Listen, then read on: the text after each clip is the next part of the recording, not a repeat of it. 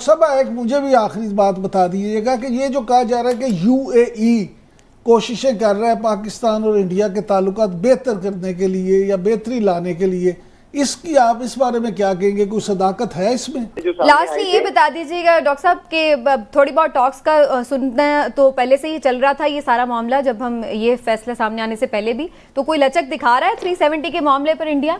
तो दोस्तों, पाकिस्तान को अभी भी लगता है कि अगर पाकिस्तान खाना पीना छोड़ देगा, जब पाकिस्तान इंडिया के साथ थोड़ा सा तलखी से पेश आएगा, तो इंडिया पाकिस्तान के साथ कश्मीर के मुद्दे के ऊपर कोई ना कोई बात कर सकता है। तो ये पाकिस्तान को अभी भी उम्मीद है। पाकिस्तान ये नहीं जानता कि इंडिया की गवर्नमेंट ने जो भी फैसला लिया है अपने राष्ट्रीय हितों को ध्यान में रखते हुए लिया है, और उस पर इंडिया की गवर्नमेंट हमेशा कायम रहेगी और अपने कदम पीछे नहीं हटाएगी। और दूसरी इन्होंने जो बात की है कि इंडिया के साथ जो पाकिस्तानी गवर्नमेंट ने एक फैसला लिया था इंडिया के साथ ट्रेड खोलने का, तो उसको वापस क्यों लिया और पहले उस पर पाकिस्तानी गवर्नमेंट ने हामी क्यों जताई थी। पाकिस्तान की गवर्नमेंट की दो समस्याएं हैं। पाकिस्तान के अंदर इतनी महंगाई ज़्यादा है कि पाकिस्तान की गवर्नमेंट को लगता था कि इंडिया से वो चीनी और कपास खरीद सकती है, और भी जो कई वस्तुएं हैं इंडिया के अंदर सस्ती मिल सकती है, तो उसको खरीद कर पाकिस्तान के अंदर बेच सकती है। और पाकिस्तान के अंदर जो इतनी महंगाई बढ़ चुकी है, सरकार की जो इतनी ज़्यादा किरकिरी हो रही है, उससे पाकिस्तान की गवर्नमेंट बच सकती है। तो इसके लिए पाकिस्तान की गवर्नमेंट ने ये फैसला लिया था। जब पाकिस्तान की गवर्नमेंट को पता चला कि पाकिस्तान के अंदर जितने भी कट्टरवादी लोग हैं वो कश्मीर के मुद्दे के ऊपर पाकिस्तान की गवर्नमेंट को घेर सकते हैं, तो उन्होंने अपना फैसला वापस ले लिया। तो आप इस वीडियो को देखिए, उससे पहले हमारी आपसे रिक्वेस्ट है कि आप हमारे चैनल को सब्सक्राइब जरूर कर दीजिए। हुकूमत की पॉलिसीज में चेंज नजर आते हैं, लेकिन इस दफ़ा जो यू टर्न लिया गया है भारत के साथ ट्रेड के मामले पर, क्या वो वाकई यू टर्न है और वो कैसा यू टर्न है, अच्छा या बुरा? बहुत बड़ा फैसला ये सामने आया था जब हमाद अजहर साहब ने इस तरह से प्रेस कॉन्फ्रेंस में ये ऐलान किया था, लेकिन उसके बाद से खासी तनकीद भी शुरू हो गई थी मुख्तलिफ हल्कों की जानिब से कि भाई आपका तो ये एक स्टेटेड मौक़िफ़ था कि 370 जब तक बहाल नहीं होता, उस वक्त तक जो कश्मीर के अंदर बहाल नहीं होता, उस वक्त तक कोई टॉक्स नहीं होंगी भारत से, किसी किस्म के कोई ताल्लुकात नहीं होंगे। तो फिर ये कैसे हो गया? ये फैसले कहाँ, कैसे, कब आ गए, और फिर उसके बाद उस पर यू टर्न क्यों लिया गया?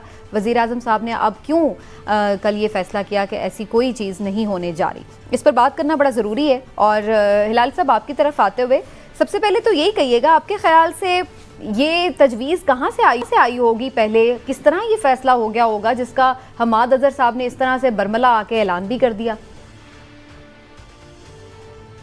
देखिए, ये इनकॉम्पिटेंट लोग हैं, इनको पता नहीं होता है, ये शायद जज्बा में आके फैसला करते हैं या भूल जाते हैं कि 10 दिन पहले इन्होंने क्या कहा था। इसका क्या अभी बहाना आप बनाना चाहते हैं? एक पूरा स्टाफ होता है भाई, ये पढ़ा कैसे? ये हमाद अजहर, अगर मैं उसकी जगह में होता मैं उसे जाके कहता हैंग ऑन अ मिनट, तुम मेरे से ये पढ़ाना चाहते हो? मगर मैंने 10 दिन पहले इसने तो ये कहा था कि हिंदुस्तान के साथ हम बात करेंगे ही नहीं जब तक उन्होंने वो कानून वानून जो उनके गलत कानून वो वापस लें।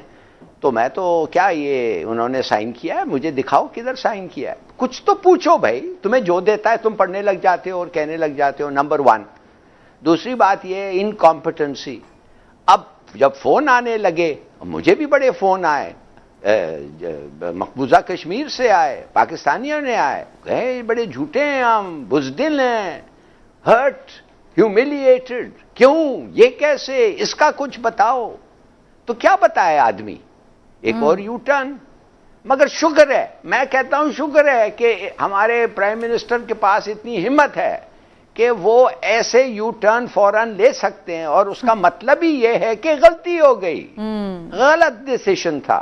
तो कोई बात नहीं, गलत करते हैं लोग, मानो और आगे बढ़ो, आगे बढ़ो, ठीक है। तो अब आपके ख्याल से बेहतर फैसला है? सही। और हिलाली साहब इमरान को कुछ कहने दो, फिर मैं आके कुछ कहूंगा इसके बाद, थोड़ा सा मशवरा भी दे दूं इनको। बिल्कुल, आपके मशवरों की जरूरत भी है। लेकिन ये अच्छा मशवरा मानने वाले लोग नहीं हैं। बुनियादी वजह ये है, ये फैसला पहले करते हैं, मशवरा साजी बाद में। इस हुकूमत का सबसे बड़ा प्रॉब्लम ये है कि फैसला साजी जो है ये बगैर सोचे समझे कर देते हैं। आप इंडिया की बात करते हैं, मुझे ये बताएं, आप खुद डिप्लोमेट रहे हैं, इंडिया के बारे में कोई भी फैसला करना कोई इतना आसान का थोड़ा ही है कि फौरन ही आप सोचिए और वो फैसला हो जाए। इस वक्त कौमी सलामती के मुशीर मुईद यूसुफ साहब ने हमें ज्वाइन कर लिया। वज़ीर साहब के ये माविन खुसूसी हैं, उनसे जानते हैं कि आखिर क्यों ये फैसला किया गया। शुक्रिया आपके वक्त का मुईद यूसुफ साहब। आप सुन पा रहे हैं मुझे? जी सुन पा रहा हूँ जी। फरमाइएगा मुईद यूसुफ साहब, सब बड़े हैरान हैं कि ये फैसला हुआ कब, कैसे, कहां से इस तरह से उसको डिक्लेयर भी कर दिया था? देखिए जी, हुकूमत फेडरल गवर्नमेंट के कुछ प्रोसेसेस हैं। वो प्रोसेसेस ऑप्टिक्स के लिए, पब्लिक रिलेशंस के लिए या किसी को खुश करने के लिए नहीं बने हुए। वो एक प्रॉपर चैनल है जिसके थ्रू चीजें चलती हैं। तो जो हमारी ईसीसी है, इकोनॉमिक कोऑर्डिनेशन कमेटी, ये काबीना की बाकायदा कमेटी है जो इक्तिसादी जाविये से चीजों को देखती है। जब उनके पास एक प्रपोजल आता है तो वो इक्तिसादी जाविये से उसको देखकर फैसला करते हैं और उनका फैसला काबीना में जाता है। ऐसा नहीं है कि ईसीसी एक फैसला कर ले और वो इम्प्लीमेंट होना शुरू हो जाए। काबीना ने वो फैसला अप्रूव करना होता है, रेटिफाई करना होता है। बिल्कुल वही प्रोसेस फॉलो हुआ है। ये चीज आई है कमर्शियल बेसिस पे। हिंदुस्तान में इन कमोडिटीज की कीमतें कम थी, पाकिस्तान को जरूरत है, वो लाई गई सामने। ईसीसी ने उसको इक्तिसादी तौर पर देखा। वहां पे भी ये बात आई कि भाई ये हिंदुस्तान का ताल्लुक है, इसमें सिर्फ कमर्शियल एंगल नहीं होता। और फिर ईसीसी ने फैसला किया कि ये बात बिल्कुल दुरुस्त है, लेकिन हमारा काम है कमर्शियल बेसिस पे फैसला करके और काबीना के सामने रखना। वो अभी काबीना के एजेंडा पे नहीं आई थी चीज, लेकिन चूंकि कल काबीना का सेशन था उसमें ये बात उठी तो वजीर आजम साहब ने कहा कि इसको मौखर किया जाए और इस पे नजर सानी की जाए। आज फिर कल भी और आज मुशावरत भी हुई, एक मीटिंग भी हुई की मिनिस्टर्स के साथ, जिसके बाद वजीर आजम साहब ने 2-3 फैसले वाजे किए। एक, ये इंपोर्ट नहीं होगी। दूसरा, हिंदुस्तान के साथ तिजारत नहीं हो सकती जब तक हिंदुस्तान अपने 5 अगस्त 2019 के फैसले कश्मीर में जो उन्होंने गैर कानूनी यकतरफा इकदाम उठाए उन पे नजरसानी ना करे। और तीसरा, उन्होंने रजाक दाऊद साहब की मिनिस्ट्री और जो इकोनॉमिक टीम है उसको हिदायत की कि फौरी तौर पे जितने भी ये बिजनेस कम्युनिटी के सेक्टर्स अफेक्टेड हैं उनके लिए ये इंपोर्ट जो है इसका कोई और रास्ता निकाला जाए, कहीं भी दुनिया से जहां से भी सस्ती इंपोर्ट मिल सकती है, ताकि उनका इंटरेस्ट भी प्रोटेक्टेड रहे। देखिए, ये जो आपने बात की इसमें तो खुद ही तजाद है कि अगर वजीर आजम साहब ने कहा था तो वजीर आजम साहब कैसे पूछ सकते हैं कि ये कैसे हो गया। तो ये बात दुरुस्त नहीं है। लोग ऐसे बात कर लेते हैं, को अफवाहें उड़ जाती हैं। बात यह है कि एक प्रोसेस है वो फॉलो किया गया। हुकूमत के पास प्रपोजल्स आते हैं, ऑप्शन सामने रख के वो लाया गया। ये कॉमर्स मिनिस्ट्री अपने ताई फैसला नहीं कर सकती कि मेरे पास एक प्रपोजल है जो इकोनॉमिक कंसिडरेशंस के मुताबिक मेरिट पे है, लेकिन मैं इसको लेके नहीं जाता क्योंकि मैंने आज खुद ही फैसला कर लिया। ऐसा नहीं हो सकता सर। एक प्रोसेस है, उसके थ्रू आपने गुजरना है। हाँ, ये हो सकता था कि वो जितने भी स्टेक होल्डर्स हैं उनसे इनफॉर्मली पहले बात कर ली जाती और पसे पर्दा और आपस में बात करके कहते चलें जी ये लेके ही ना जाए। वो एक तरीका हो सकता है, लेकिन जो प्रॉपर तरीका है वो ये है जो इन्होंने फॉलो किया। डॉक्टर साहब, आपने ये बिल्कुल बात की कि ये प्रोसेस इस तरह से हो सकता था।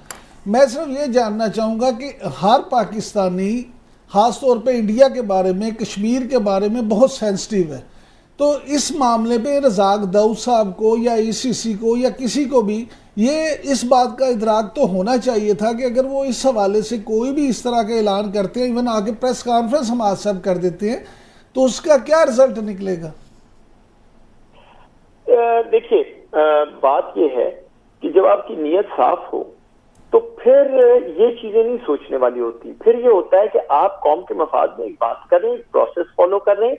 आप ये क्यों चाहते हैं कि ऐसी मुशावरत होती जिसका कानो कान किसी को खबर ना होती, पीछे बैठ के 3 बंदे बस कहते चलो जी ये ठीक है यार, इसको रहने देते हैं, असम्बली निकाल दें, बात ही ना करें। कौम को एतमाद में लेना जरूरी है। कई दफा मुश्किल फैसले होते हैं, कई दफा ऑप्टिक्स ठीक नहीं होते, और सियासी गवर्नमेंट के लिए कोई अच्छी बात नहीं कि ऑप्टिक्स ठीक ना हो, लेकिन अगर आपकी नीयत साफ है, आपने एक कमर्शियल बेसिस पे फैसला किया है, आपने वो अपनी काबीना जो कि पूरे पाकिस्तान की आवाम को रिप्रेजेंट करती है उसके सामने रख दिया है और उन्होंने बिल्कुल पाकिस्तान की आवाज आपको सुना दी है। तो ये बेहतर है कि बात पब्लिक में आई, एक फैसला हुआ, ताकि कल को फिर कोई और बात ना करे। इवेंचुअली बहरहाल उस पे बेहतर फैसला हो गया। डॉक्टर साहब, जफर हिलाली साहब भी आपसे कुछ कहना चाह रहे हैं। हिलाली साहब। नहीं, मैं कुछ नहीं कहना चाहता, इसलिए कि ये इनसे आप क्या एक्सपेक्ट करते हैं? ये आके कहेंगे कि गलती हो गई है? क्या आप समझते हैं कि कोई भी आदमी हो, जो कोई भी ईईसी का जो नतीजा होता है वो आके पब्लिक रेडियो पे बोलने लग जाता है सीधा? ये तो रिकमेंडेशंस हैं कैबिनेट के लिए, इन्होंने आके अनाउंस क्यों किया भाई? सही, क्या चलिए, जरूरत क्या थी? ये तो रिकमेंडेशंस है, और उसके खास तौर इत्तेसादी इतना काउंसिल के सेंसिटिव फैसले- रिकमेंडेशन। जी इलाज जी साहब, वो जी डॉक्टर साहब ये बताइए, लाली साहब का बड़ा इसी वैलिड तरह- पॉइंट है कि आपने क्यों फिर मीडिया के सामने आके किया? मैं आपको, लाली साहब का जलाल मुझे बड़ा पसंद है हमेशा से।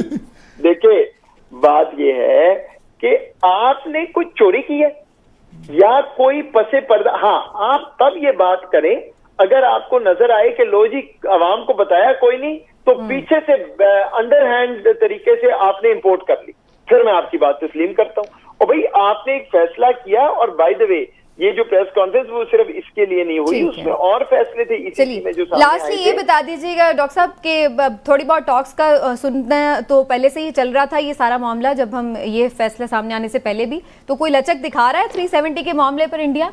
कुछ एक्सपेक्टेशन है?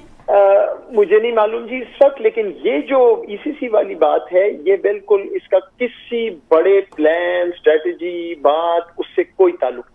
अच्छा डॉक्टर साहब, एक मुझे भी आखिरी बात बता दीजिएगा कि ये जो कहा जा रहा है कि यूएई कोशिशें कर रहा है पाकिस्तान और इंडिया के ताल्लुकात बेहतर करने के लिए या बेहतरी लाने के लिए, इसकी आप इस बारे में क्या कहेंगे? कोई सदाकत है इसमें?